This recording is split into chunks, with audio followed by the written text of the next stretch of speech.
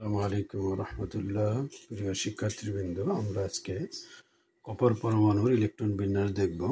কপারের ইলেকট্রন বিন্যাস দেখার জন্য মোট ইলেকট্রন সংখ্যা জানতে হবে। কপারের মোট ইলেকট্রন হলো 29টা এবং প্রতি কক্ষপথে কি পরিমাণ ইলেকট্রন থাকবে সেটা নির্ভর করবে 2n² এই সূত্রের উপরে।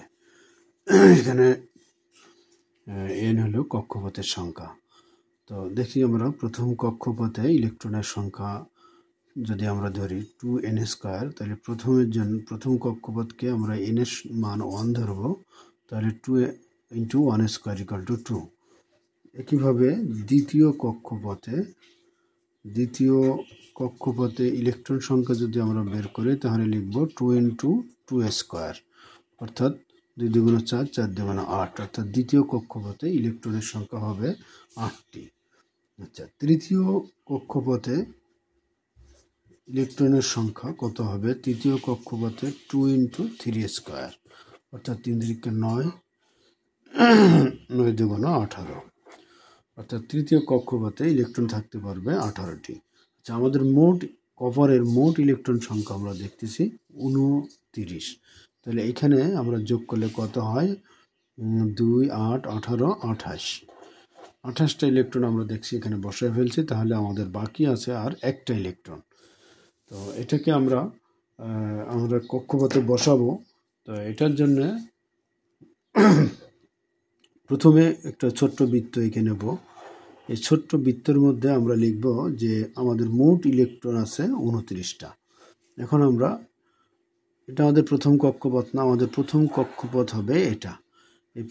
এটা হলো আমাদের নিউক্লিয়াসের মধ্যে থাকে প্রোটন আর নিউট্রন। এখন কক্ষপথ আমাদের এখানে প্রথমটা হলো এই কক্ষপথ, যেটা হলো এখানে ইলেকট্রন থাকতে পারবে আমরা দেখতেছি হলো 2টা। তো আমরা এখানে দেখাই দেবো যে আমাদের এখানে 2টা ইলেকট্রন আছে। এটা হলো প্রথম কক্ষপথ। এখন আমরা আঁকবো দ্বিতীয় কক্ষপথ। তো দ্বিতীয় কক্ষপথ এভাবে বৃত্ত স্কেল কম্পাস দিয়ে ছাত্ররা এঁকে নেবে। তো দ্বিতীয় কক্ষপথ আমরা দেখতে পাচ্ছি আমাদের ইলেকট্রন থাকতে পারবে হলো 8টা। তো এখানে আমরা 8টা ইলেকট্রন দেখাই দেব। 1, 2, 3, 4, 5, 6, 7, 8। আচ্ছা, দ্বিতীয় কক্ষপথে আমরা আমাদের ইলেকট্রন সংখ্যা বসাই দিয়েছি। এখন দেখাবো আমাদের তৃতীয় কক্ষপথ। তৃতীয় কক্ষপথে ইলেকট্রন থাকতে পারবে হলো 18টা। তো আমরা তৃতীয় কক্ষপথ, যেহেতু আমি হাতে ড্রয়িং করছি এরকম একটু এঁকা বাঁকা হচ্ছে, তো 18টা আমরা বসাই দেব। 1, 2, 3, 4, 5, 6, 7, 8, 9, 10, 11, 12, 13, 14, 15, 16, 17 আর 1, 18। তাহলে 18টা ইলেকট্রন আমরা বসাই দিলাম। এখন আমাদের চতুর্থ কক্ষপথে এই একটা ইলেকট্রন বসবে। আমরা এঁকে নিলাম আমাদের চতুর্থ কক্ষপথ। এইখানে আমরা আমাদের একটা ইলেকট্রন বসাই দিলাম। এই হলো ইলেকট্রন বিন্যাস, যেটা খুবই ইম্পর্টেন্ট একটা কোশ্চেন। প্রত্যেক ডিপার্টমেন্টে, ডিপ্লোমা ইন ইঞ্জিনিয়ারিং প্রত্যেক ডিপার্টমেন্টে এই প্রশ্নটা পরীক্ষায় আসে এবং প্রত্যেক ডিপার্টমেন্টে এই সাবজেক্ট থাকে।